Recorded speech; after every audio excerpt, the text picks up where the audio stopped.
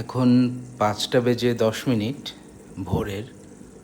আমি আমার গোল্ডফিশ রুমে। আমার টোটাল একটা রুমই গোল্ডফিশের জন্য।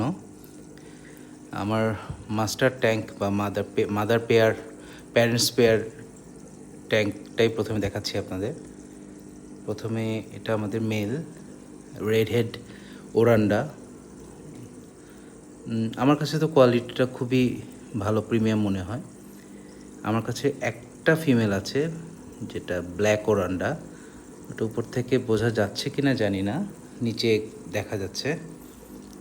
আর আমি যাদের কাছে যে বাচ্চাগুলো করেছি তার জন্য পাশেই নতুন একটা অ্যাকোরিয়াম সেট আপ করলাম 3 দিন আগে।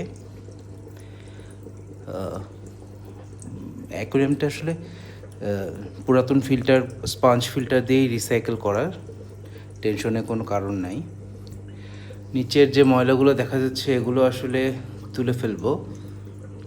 এটা ব্রায়ান শ্রিম্প যে ডিক্যাপসুলেটেড এগ খেতে দেওয়া হয় ওগুলোই আসলে পড়ে যায়, বাচ্চাগুলো খুব ধীরে ধীরে খায়, এই জন্য সহজে তুলি না।